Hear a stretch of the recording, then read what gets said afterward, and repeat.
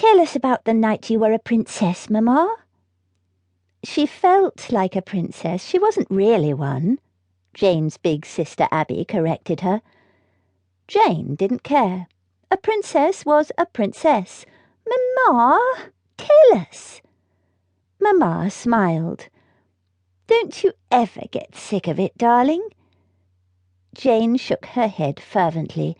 "Well, I was just 18, and it was the grandest ball of the season.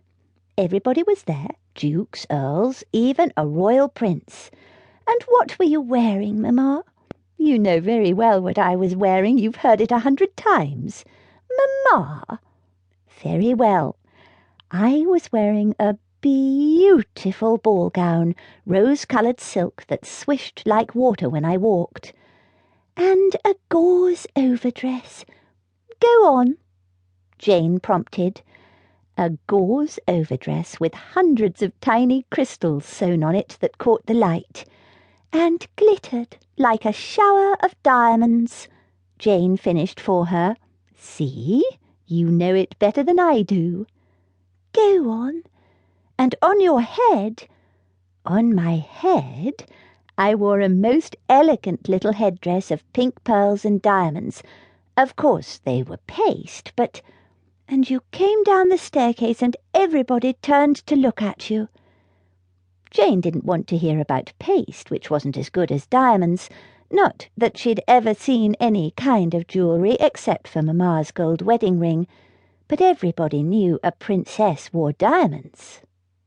"Yes, little tyrant, and everybody turned to look at me in my beautiful glittery pink dress."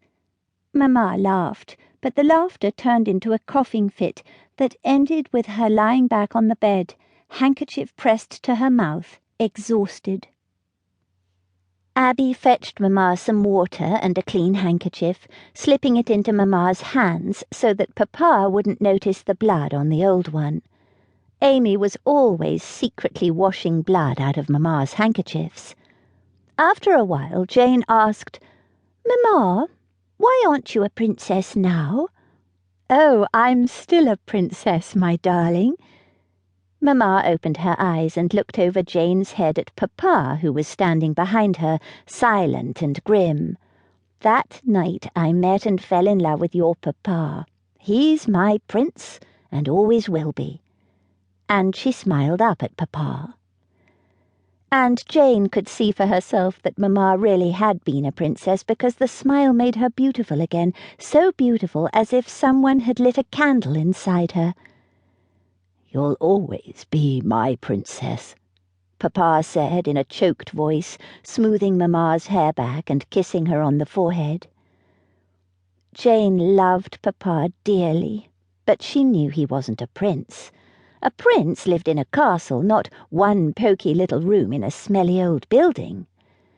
Mamma was supposed to have married someone else, a rich man who did live in a castle. Papa, too, was supposed to marry another lady, but then they met each other and fell in love. And because they fell in love, they had to run away and get married, because their parents wanted them to marry the other people, the rich other people. That was why Jane and Abby had never met their grandparents, even though Abby was almost 12 and Jane was nearly 6, because they were still angry. Papa and Mamma had been cast out, cut off without a penny. That's why they had no money. Papa did his best, but there was never enough. If Mamma were a princess now, she wouldn't be a thin shadow of herself, faded, sad, and sick, and Papa wouldn't be so tight and angry and sad.